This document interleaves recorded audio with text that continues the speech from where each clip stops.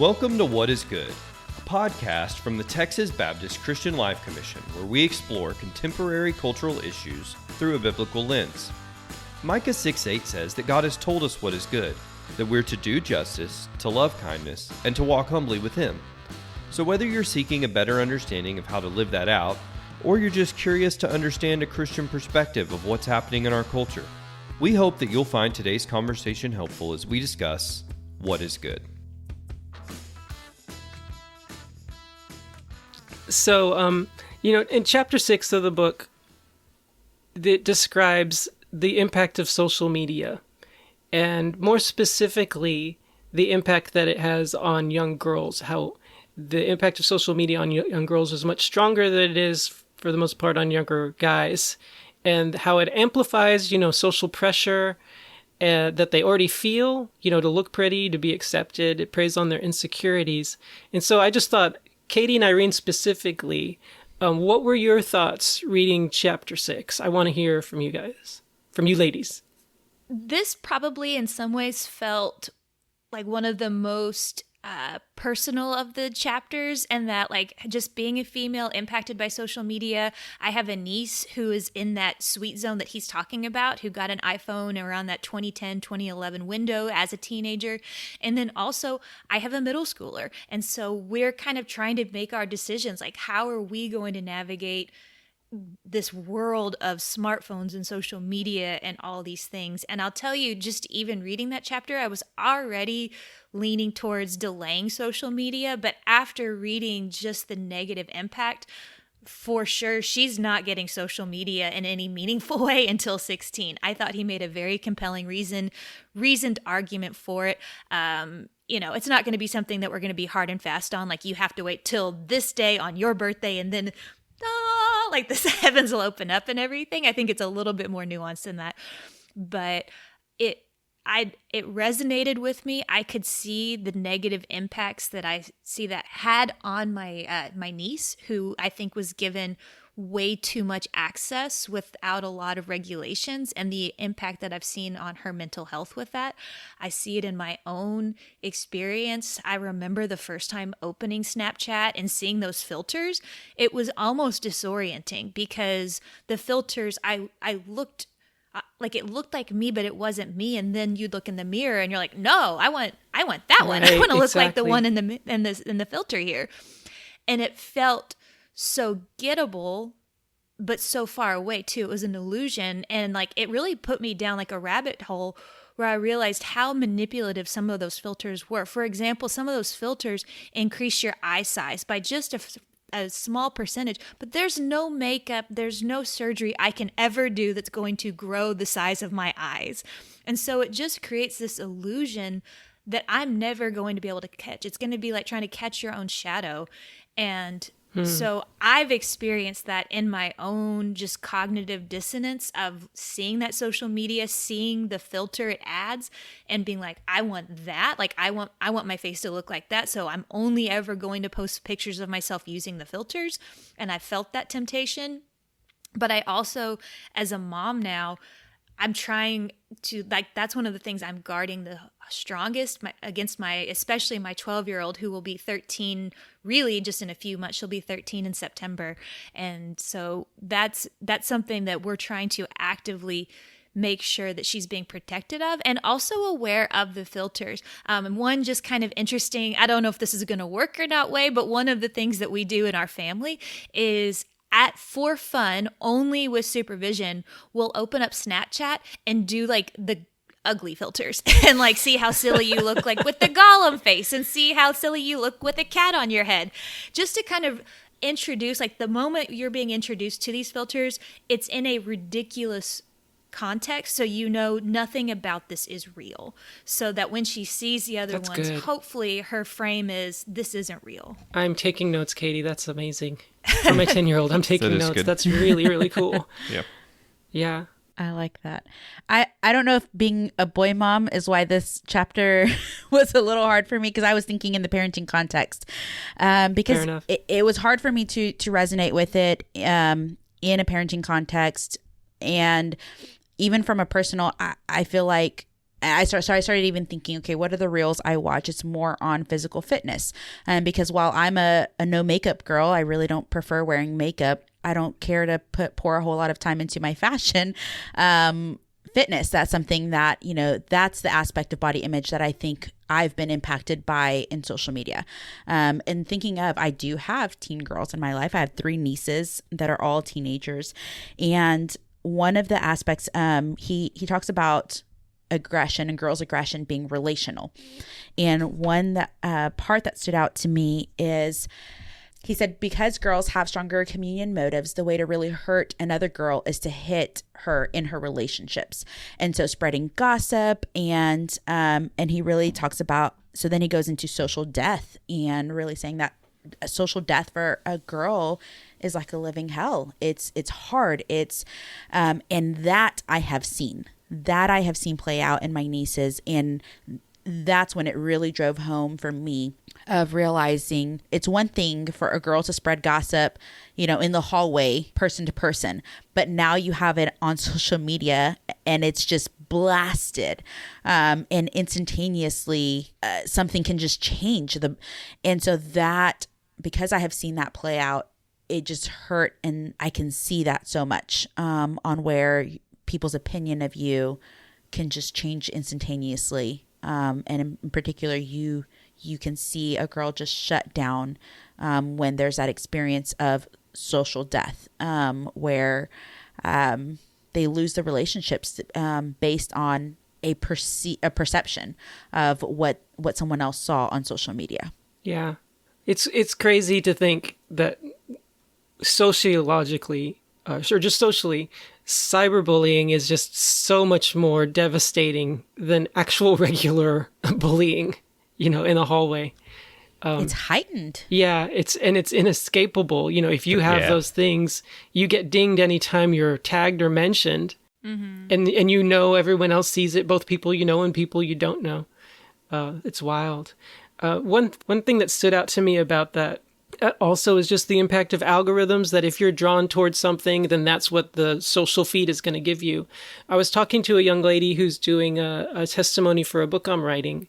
And the way we met was we were sitting next to each other at Super Summer, and I noticed she had very pattern-like scars on her leg.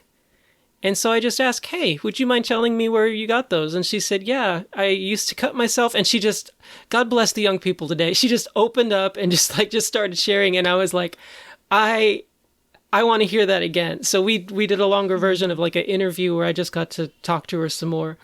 And I asked her, like, as far as her body image, which at one point reached just true body dysmorphia, where she hated everything about her body. And I asked her, what role did social media have to play? And she said it wasn't what led her to hate her body, but it did normalize it. Mm. That she would be on TikTok and because of the algorithm, every other video would be another girl who hated their body and would say it's okay to hate your body and would glorify eating disorders. And so then she would just, she'd look in the mirror and see that she hated herself and think that it was normal. And just to think, like, you think this is how everybody thinks because in the scrolling world, that's the impression that it creates. That blows my mind. I didn't realize that I had body image kind of thoughts or issues at a young age. And I went back to find a journal from when I was younger. And I have more of a thicker frame. My sister has more of a thinner frame. And I wrote in a journal at maybe 8 or 9 years old, using spotty dotty stickers of an ice cream float that's in a cup that's thin, and wrote my sister's name, and then a sundae, banana kind of sundae in a wider bowl, and wrote my name. And I found this maybe when I was in college. And so when I looked back and I thought, I don't even remember I remember little Irene singing on the playground, but not little Irene having body image issues. I don't remember that, honestly.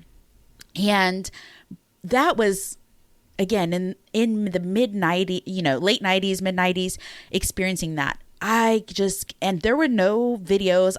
There wasn't no documentation around me. Yeah. No. And so I just, oh man, it just to me is so important for our, for our young girls. I that's why I said earlier when you said, being a boy mom, like, oh man, for me, I think of parents of girls, and to me, I'm like, oh man, all the more prayers, because it's different.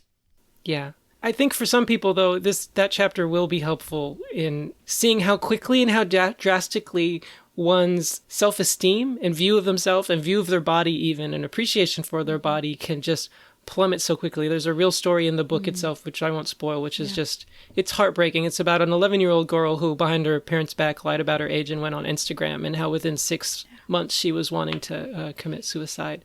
So a very important chapter if you haven't read a book like this type of book before. Chapter 7, however, maybe Irene will have more to say about this one.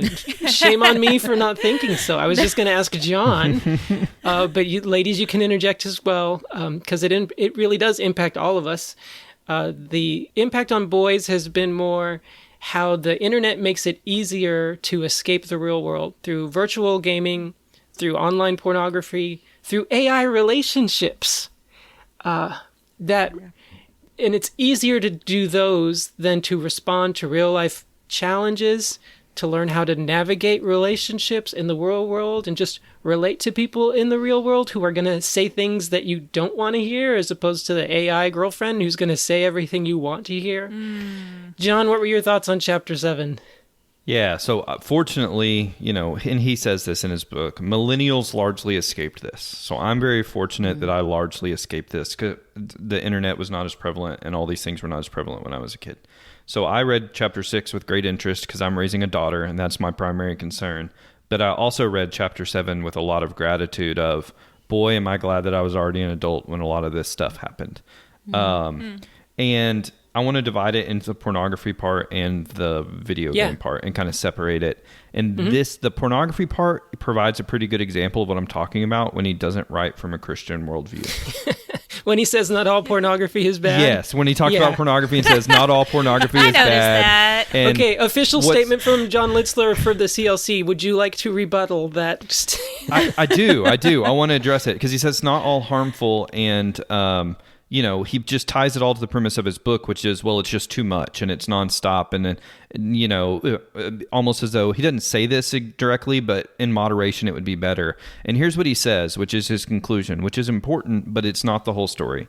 He says that amount of pornography rewrites young boys' brains in a way that stunts their romantic and sexual development, which is true. It does. But what he misses out on is that as a society, we have completely divorced sex and sexual development from love and commitment and monogamy and all of that kind of stuff. And so he talks about how teenage boys are going to want sex. That's just the way we're wired. That's what we want, is we want sex. And instead of getting real sex, which is a little bit riskier and you could get shot down and you learn social things, then they go to this fake virtual pornography or whatever. And I would say the real harm is not just that boys aren't trying to get real sex, but they aren't learning about love and commitment, and that sex is not separated from those things. And so I don't know that he ever gets to the real root issue. And part of it is he completely disconnects it from women. He doesn't talk about what pornography does to women, only to boys in this chapter. And it's linked to the TikTok issue and the visioners or whatever, but he doesn't talk about the harm of objectifying women. He talks about the harm of boys not taking risks when it comes to dating or approaching women, but he doesn't talk about the harm about treating women as disposable and objects. And I would argue that real sex can be just as harming as pornography if you treat it as casually and a bunch of one-night stands that are divorced from commitment. And so I don't know that real physical interaction is necessarily the cure-all to, the pornography issue. So that's that first part. The video game part, I felt like he handled a little bit with more nuance. I appreciated that he said video games are not blanketly bad, that they can be good in moderation, that there are positive characteristics to team building and working together and stuff. So he didn't just blanketly condemn video games, but he did point out a lot of the harms. As someone who has been an active gamer and borderline addictive at times, there were times where it probably harmed my schoolwork and some of my other development. I know what he's talking about there, and it's only gotten more addictive with the way that game developers have kind of caught up with social development and the ability for more online gaming and that kind of stuff. But I'll say the common thread between these two things is the secrecy issue. Yeah. That you can go into your room and close the door, good. and whether it's pornography or video games, it's happening in private. And this is where I think his point about how we are so overprotective in the physical world. We always have to have eyes on people, but underprotective in the virtual world. Well, they're in their room. They can't really be harmed. And so who knows what they're doing on their phone in there. And I will say one of the smartest things my wife did when we got married was she said, we're not going to have a TV in our bedroom. And so we have them in common spaces.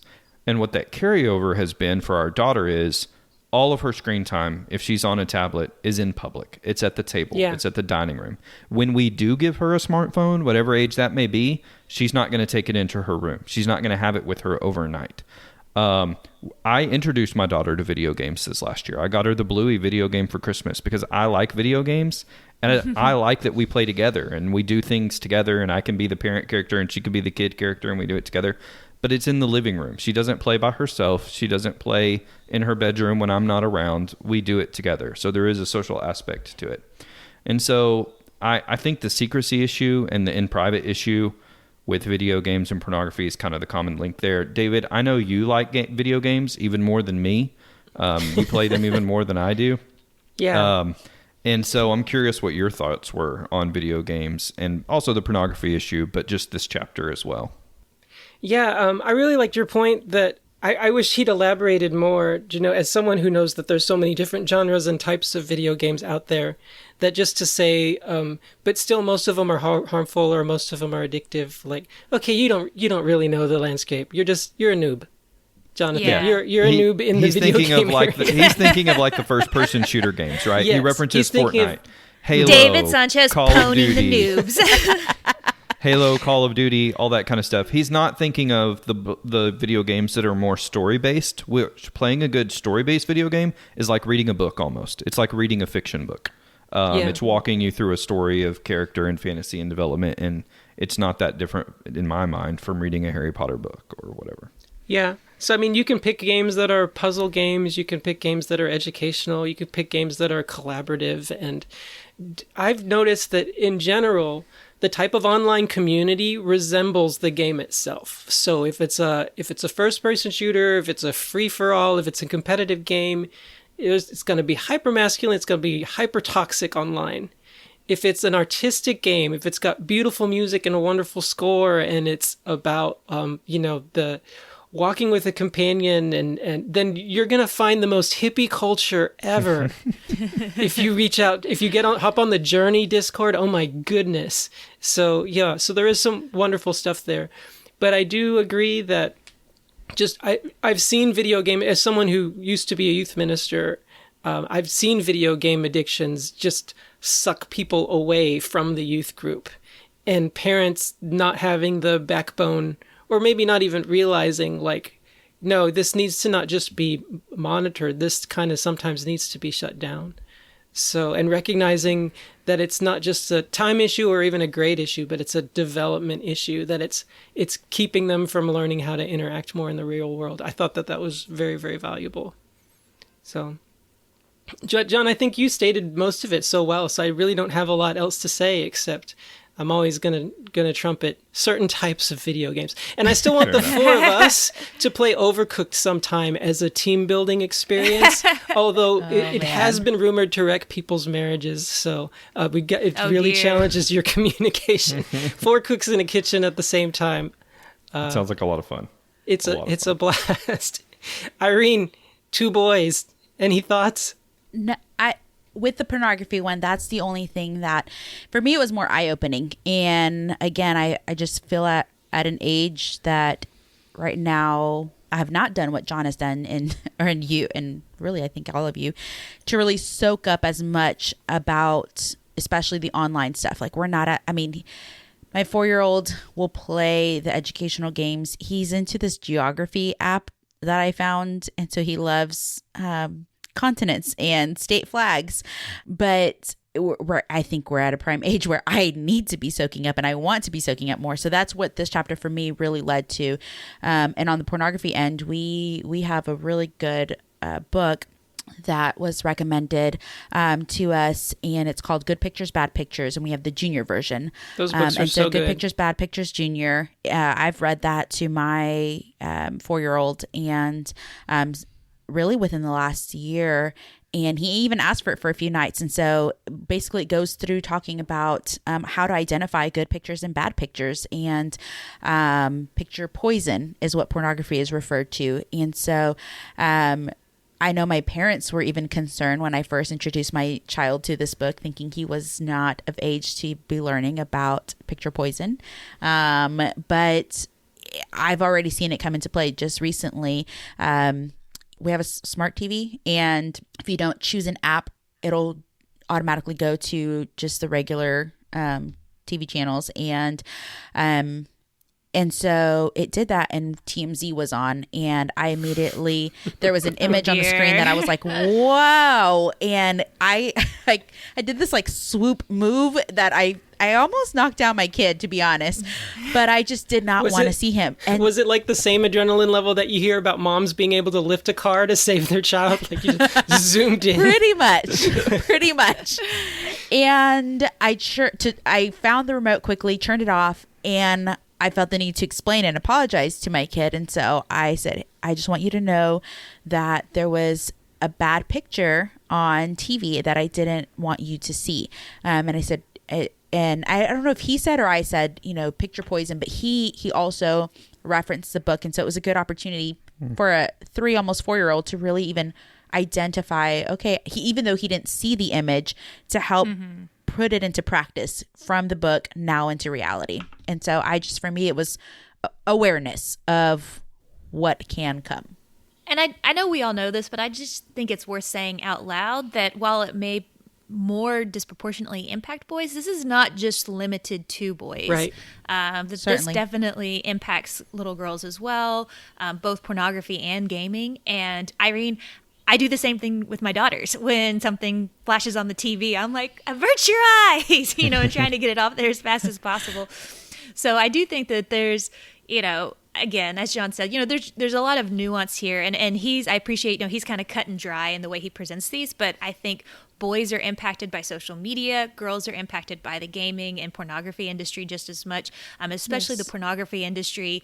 I have a family member who's a mental health professional, and they describe the pornography as predatory in nature. It's a multi-billion-dollar industry that is actively seeking and looking, like trying to go after our kids. And I don't think that it's limited to just teenage boys. Yeah. I want to add one more thing, and I understand if we don't have time, because this is an intense topic, and this is going to be one of our longer podcast episodes because there's so much to it, and there's so much to this book. But one of the examples he shares is of a young girl who stumbles across pornography on a website. I won't mention the website, but a particular website that didn't even ask if she was 18, let alone have any kind of age verification or anything like that. Yeah. In our last legislative session, Texas passed a law that requires age verification before getting on pornography websites. And rather than check people's IDs and make sure they were old enough to be on the website, a lot of those websites just stopped doing business in Texas. They're shut down, including the website that is mentioned in this book. And so I do think we're wising up a little bit somewhat to some of the, harms that are on the internet and how ubiquitous they are, and that at least when it comes to children, there's got to be some types of regulations in place. Now, that's not to say, kids are still going to find pornography. You're still going to come across it. It's now Twitter has said it's not against their guidelines. They were already not enforcing before they were not enforcing the guidelines. Now they're just saying it's not even against their guidelines. So it's going to be there if kids have Twitter. Another reason to wait on the social media thing. Another reason for nobody to be on Twitter. Yeah, well, that too. To take a different, and I've seen a lot of people say, all right, look, that's the last straw. I've got to get off of this. There are other platforms now that are similar to Twitter. But anyway, my larger point with that is we can't legislate everything. We're not going to fix everything through legislation, but we can take lessons from this book and go, okay, we've got to shut this off. Like some things just should not be allowed for children. Yeah. Well, John, that does lead into the next section really well, which is, the whole last part of the book, like it's several chapters talking about what can government do better? How can we hold companies, the technology companies, more accountable? What can schools do better? I really like his push for phone-free schools. Yeah. Agreed. I think his argument there is really compelling for a number of reasons that, again, we don't have time to get into. But then in chapter 12, he talks about, okay, but what else can parents do? And the fourth part of the book is asking, how do we help fight these trends? It could honestly be an entire separate podcast, right? That whole last section. One thing that really stands out to me is the need for collective action, right? For parents in groups to agree together to set a different standard for raising our kids. So it's not just your kid who's the only one in a certain grade or a certain class or a certain Sunday school who doesn't have a smartphone, but there's several together. And they agree on what age the kids can have smartphones. They agree together to some degree on when they can start using social media accounts, although, again, each kid is different. But at the same time, just finding ways to push our kids into the real world a bit more on the other hand of finding ways to be more hands-off with their growth. So he shows all these different ideas and just kind of lays them all out in that chapter. And I'm just curious, what suggestions stood out to you? What might you try, or what have you already tried? Well, since I've already done my spoiler, I'll just lead with mine because you guys already Yes. know. But I will say I don't fully agree with some of the other things he has on here too. So one of the things that he suggests that we implemented and has been wildly successful is my 12-and-a-half-year-old, who's almost 13 really, we live very nearby a 7-Eleven, and it's very walkable, it's achievable for her, but there's also an intersection she has to cross and navigate, so it requires a specific amount of maturity to be able to go there. And after reading this book, I initiated with her, hey, would you like to run to 7-Eleven and pick up some ice cream for the family? And the just light that just beamed in her eyes and her smile, that I would trust her not only to go by herself, but to cross this kind of busy intersection, to go get something, to enter a store completely alone and unsupervised to get this ice cream. It was really almost surprising to both of us how meaningful that was to her, and has really kind of established like her own confidence to go and do that. So now if I'm cooking and I say something out loud like, oh shoot, I'm running out of oil, she's like, I'll go get you some oil, Mom. Like she's kind of taken some like ownership to be able to run and do that. And it's fabulous. Like I love her ability to go and do that and the confidence that she has to do that. And we had friends over last weekend, and they've also read The Anxious Generation, and kind of in a kind of collaborative agreement, we were like, hey, my daughter and your friend, would you guys like to go to 7-Eleven and get dessert for after we're done with dinner? And they were like, what? Like just the excitement that we would ask them and entrust them with a task like that was meaningful for us and empowering for them as young women who are kind of just now starting to navigate the world independently. And it was even funny because when they went and experienced that, they were 50 cents short. Like they had done their math wrong. That's a learning experience. Yes, it was very much so. But also it was funny.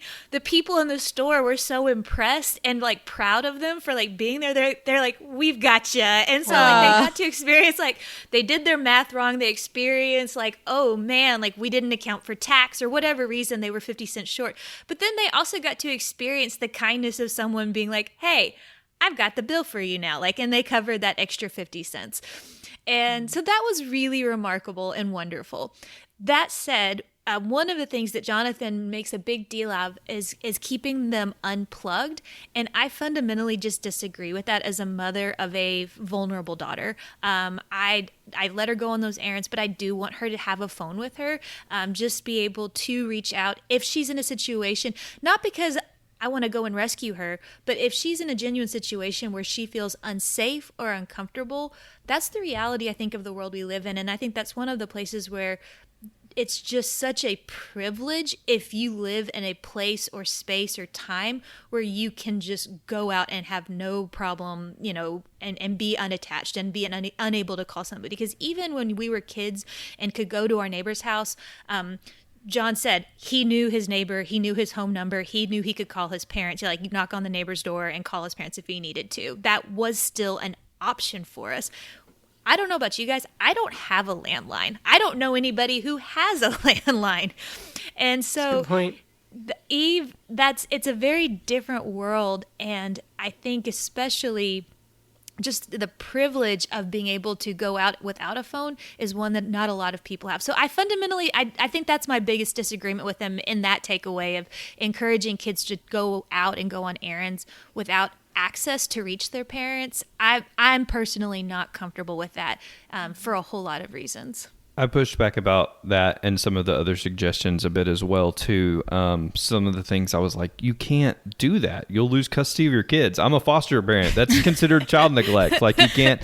But he did have some good, helpful suggestions on. Like I love the part about put a note in your kid's pocket that they can show an adult. That's like, I'm not being neglected. My parents know that I'm out here, and here's their phone number. I'll add another suggestion too that wasn't in his book, but it's just something I've experienced.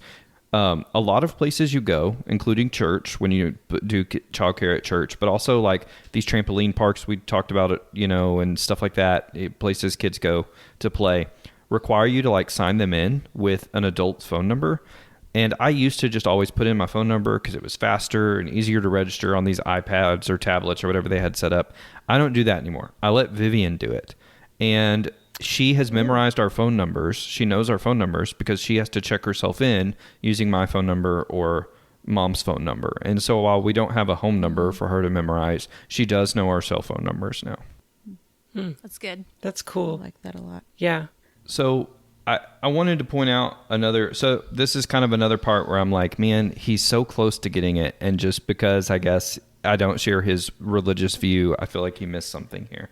And that is, He shares a study that I think is a profound study, and it's almost glossed over. I know that he puts a footnote to it, but finding out that like young people's feel useless. And here's the sentence. In fact, a rising number of adolescents now agree with the statement, "My life is not very useful." And he cites a study about that. And one of the things that I think this section is missing, because it's saying, here's what we can do, here's how we can act together, here's how we can fix a lot of this, is the profound benefit of religion, and in particular Christianity, in answering questions about your purpose and being useful. Similar to the pornography issue of like the dignity of human beings and, being made in the image of God. And I think there's certainly a social benefit to religion. A lot of those interactions, healthy interactions my child gets, unsupervised play and stuff like that, are with friends from church and knowing she has the social benefit. But there's also just like a worldview benefit and a belief benefit of I have value. God made me the way I am. That helps combat some of this image stuff. It's almost like you're saying it's healthy to have a relationship with God through Jesus Christ, John. Yeah, I am saying that. And Okay. I want Jonathan to know that as well. Wild. I want Jonathan to know it too. Because when he talks about being useful, now granted, he's talking about little kids. He's talking about like 2 and 3-year-olds, right? And so I will give him a pass there. But he talks about in that context of household chores. Like, I was so shocked because he's talking about like, hey, kids feel useless, and even at 2 or 3, you can help them load the dishwasher. They can help load the dishwasher or help with these tasks around the house. And I'm like, your usefulness is not based on your ability to do chores. Yes. Like, Yes. John, I 100% agree, because Yes. that was something else I was going to point out is just, you guys know, I have 2 children with physical disabilities, and like to equate usefulness with functionality or something like that, I think really leaves out of the puzzle. What about kids who literally physically can't do that? And how are they going to find meaning with that? That was another piece that I kind of was like, oh, I feel like he's really almost there, and we just didn't Yes. quite land the plane. But I will say on the flip side of that, I think it helps that an atheist wrote this book, because I think if a very conservative, and I don't mean politically conservative, I just mean like socially conservative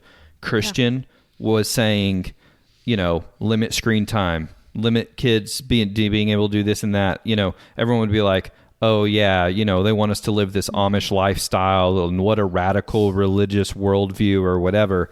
So this is someone who's not saying because your religion requires it or because it's sinful or because he's not even calling it sin. He's just saying this is really harmful. And I think a lot of Christians and religious folks would agree. Of course, we would point to a Christian worldview, but he's saying even divorced from that, independently, just look at the numbers. And I think that I hope that will resonate with a lot of people. I hope a lot of people will be able to look at it objectively because it's not through the cloud or lens of religion. Or politics. He does a good job of that as He does a well. great job of leaving that out of it. And so I hope that, yeah, like you say, Republicans and Democrats, conservative and liberal, atheist, Christian, everyone will be able to embrace the book because of that. But I also feel like maybe he's missing some of the objective truths that explain why this is harmful and what the solution is. Right. Because of that. And I will say the hardest part of this to me is the collective action, right? Yes, we all agreed, like, phone-free schools would be awesome.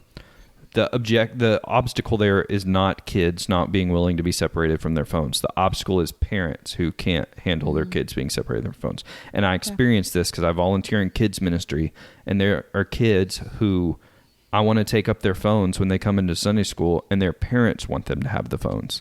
And I'm like, we can't get anything accomplished in Bible study because your kids are addicted to their phones, and you won't even let them be apart from them when you know they're in a safe and secure area within the church. And so I'm hopeful that this book can help change parents' perspective and help us collectively agree these things are harmful and we need to do this. But the negative or pessimistic side of me says, unfortunately, it may not be our generation that figures it out. It may be this generation that is the anxious generation may grow up and say, we want to do better than our parents in this area, and so we're going to limit our kids' access to phones and stuff like that. I hope not. I hope our generation can turn it around, but I don't see collectiveness with us. I see individual parents trying to do it, and it being very, very difficult for them because they feel like they're alone and other parents aren't joining them in the cause. I would maybe push back a little bit on that, John, and that I agree and disagree. I agree that at the collective, like, big picture community, like, yeah, I don't think schools, like, I can see that pushback coming from schools 100%. I can see that pushback. Yes.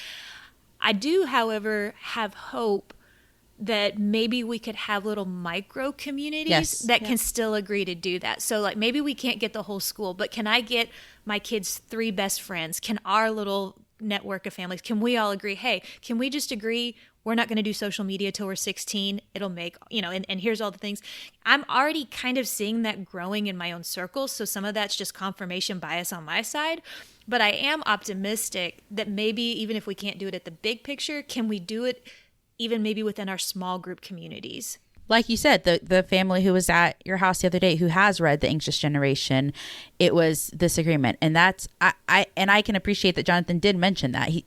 At some point he did say, even if the collective is not possible, and maybe it is idealistic, then could it be one family, 2 families? And so that was my response is, I feel like I was advocating about portions of this book to lots of different groups of people. And I even text the picture of the cover to our closest friends who live 4 miles up the road. And they have 2 kids. Our oldest is smack dab in between the ages of their 2 kids. And I said, can we just agree now to make a pact that we won't let our kids have smartphones until they're in high school? And they're, in reality right now as toddlers, those are his closest friends. And so I believe that they'll grow up together and they're going to be in school together. And so I'm with Katie that I am optimistic for that small local change within a family or 2 families. The thing that I've been practicing is the unsupervised. And really, I have littles, so it's not my 1-year-old, definitely still under my supervision. But the 4-year-old, just within recent weeks, I was unloading groceries from the car and he still wanted to play outside. And so I said, okay, well, while I put the groceries up inside the house, you can be outside and play. And so, and I think, again, going back to the context where we started, where you live makes a difference. I do live in a more rural area. The street is, I don't know how many feet away, but we have basically a whole not a field, but it's a good portion to get to the street. It's not the same as when we lived in the suburbs. And so we have a huge front porch, and I was watching him and I saw him.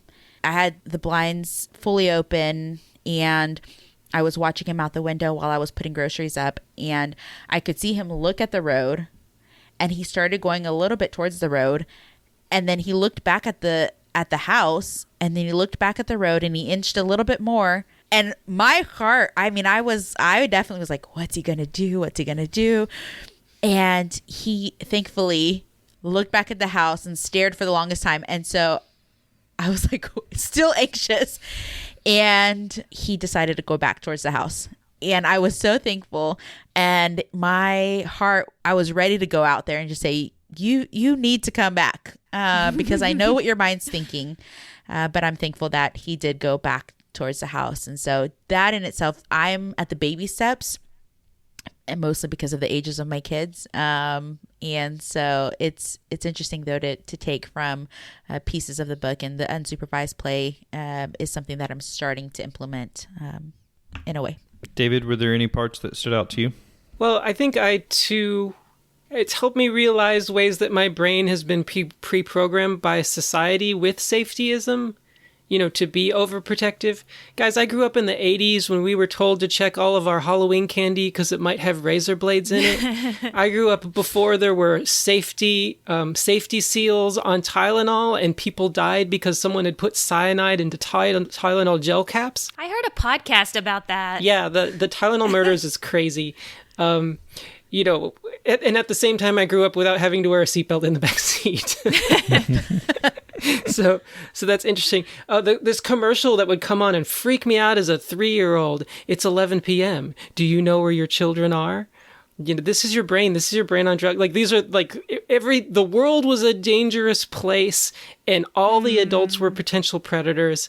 And so look out. And I've had to just realize, okay, we do need to be responsible and aware of the dangers that are out there. But maybe I was overreacting some. A small way that I noticed that I was being extra protective is putting up Christmas lights in December. My daughter asked if she could come on the roof with me, and I told her no.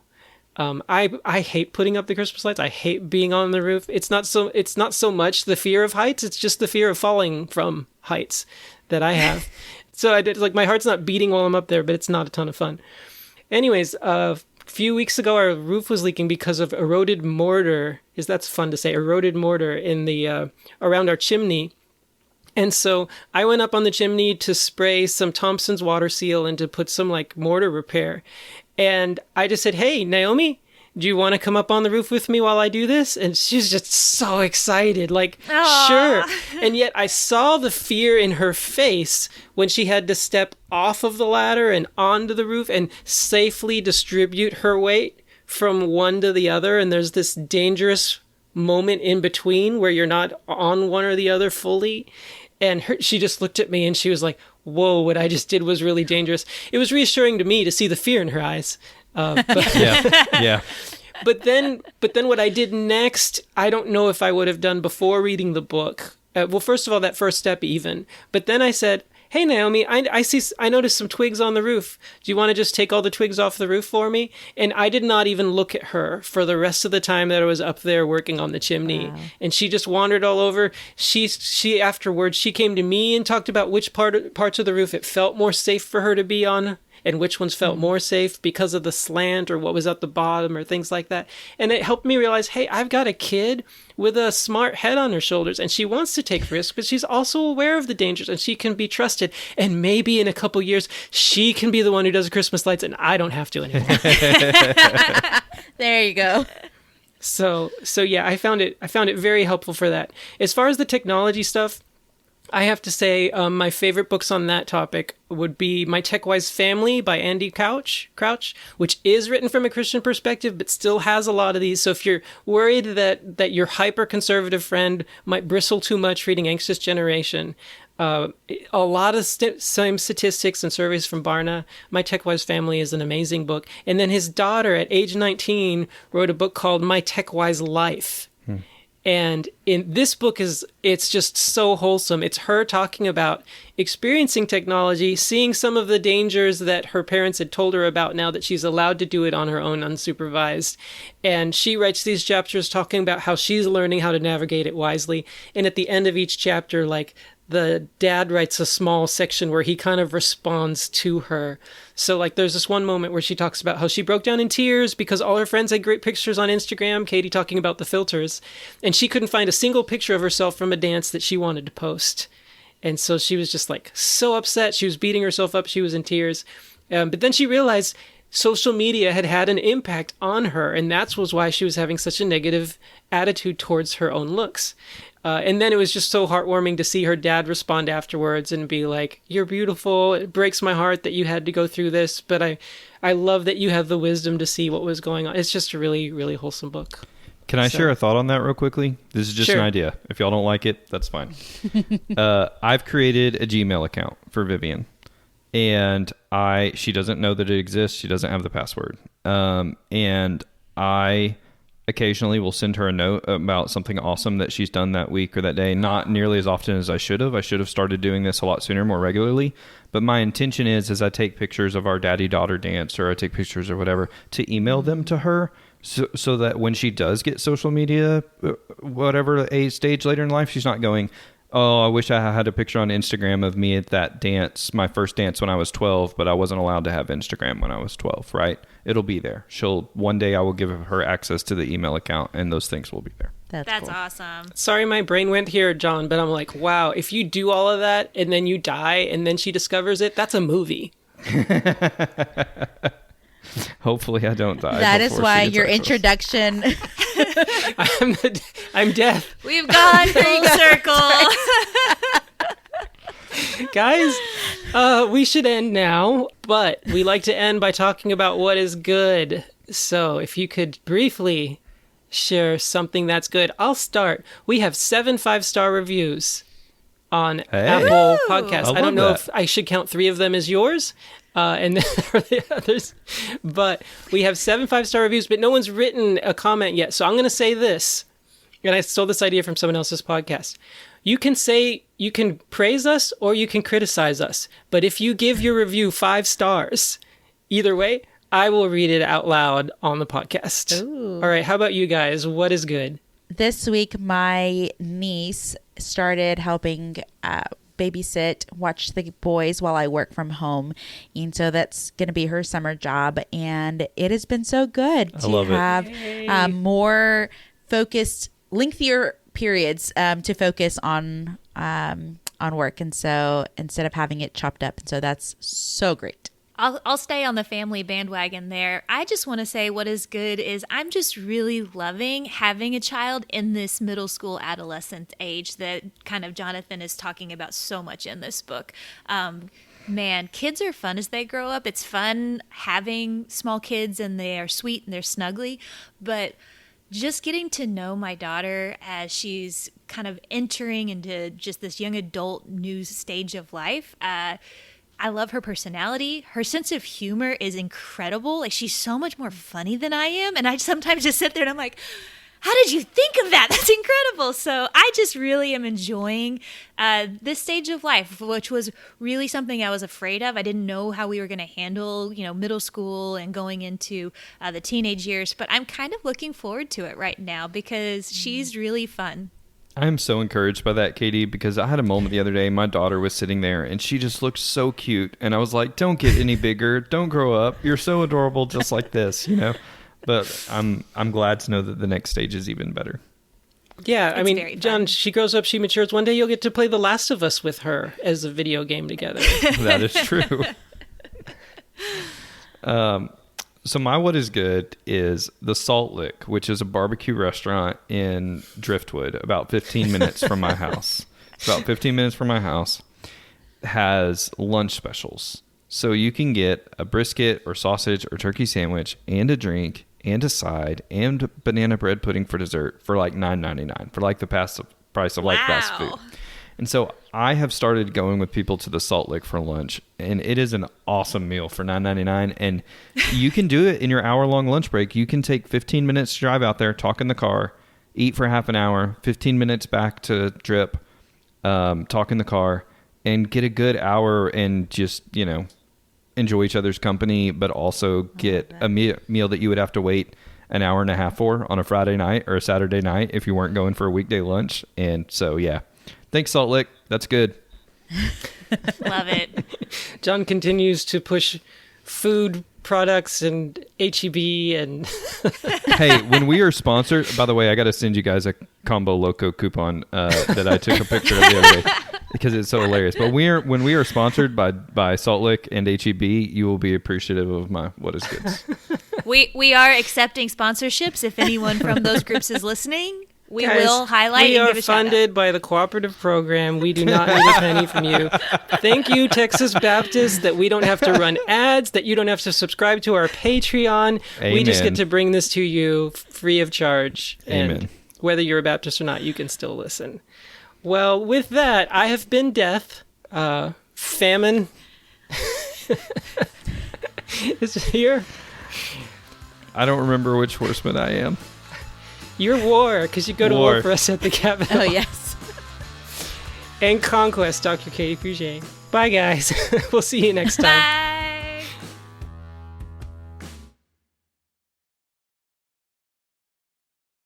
So I've had this book for I don't know how many months, and it's just been lying around because I've been reading other books and haven't gotten to it. And Stephanie finally was like, "What's up with all the ball? Why is the kid in like a ball pit or whatever?" And I was like, "No, those are emojis." Emojis. Yeah, it took me a while to realize that. She had never looked at the cover closely. I didn't even get that. She was like, I thought child play like "Kid in a ball pit." I thought it was risky. I thought it was like kind of a play on it, how like growing up in our generation, ball pits were like the epitome of the fun thing. Like you'd go to Chuck E. Cheese and get in the ball pit, and how in hindsight disgusting they were. But It's emojis. she's not playing in the ball pit.